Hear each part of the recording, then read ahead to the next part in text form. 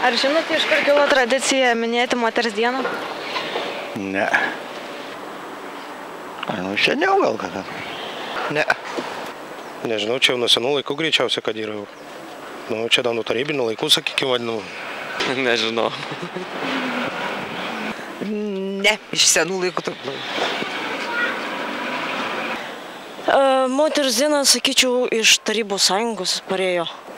Nežinau, šiaip čia iš senų laikų yra kilę tas, tai net nežinau. Dabar čia daugiau gal iš tarybinių laikų yra. Tai, o dabar, kaip kovo 8 buvo ta tarybinių laikų, dabar tiesiog moters diena, gal ne to, kad... Man atrodo, Prancūzija turbūt. Manau.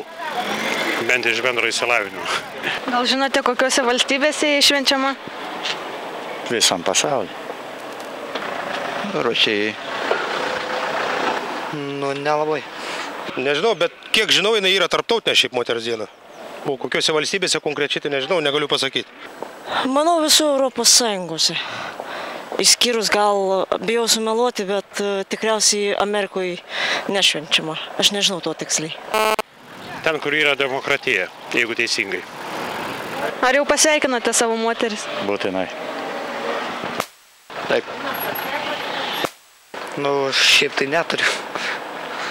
O tradiciškai, žinot, matot, tokią dieną, sakykime, kovo 8, yra tradiciškai dovanoti, nu, kas prasideda, aišku, tulpės. Nu, tai tradicinė gėlė, kaip sakant. Tai va. Ne, turbūt nupirkau 13 prie Maximas tulpių. Ar jūs jau pasveikino kovo 8-osios progą?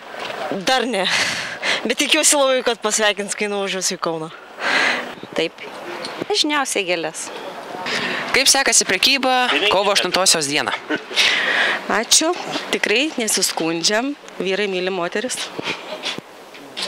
Kokias gėlės dažniausiai perka, galbūt spalvą net įvardintumėt? Tulpė pagrindinė šios dienos prekė, bet nepasakyčiau, kad neperka rožių. O spalva, tai kaip bebūtų, meilės spalva yra raudona. Tai dominuoja raudona arba pavasarinė įvairių spalvų puokštė. Galbūt keičiasi pirkėjų užgaidos, galbūt nori vis kažko kitokio, kažko naujo? Ne, mes liekam ištikimi tulpėm nuo kažkada. Tulpė yra kovo 8-osios gėlė.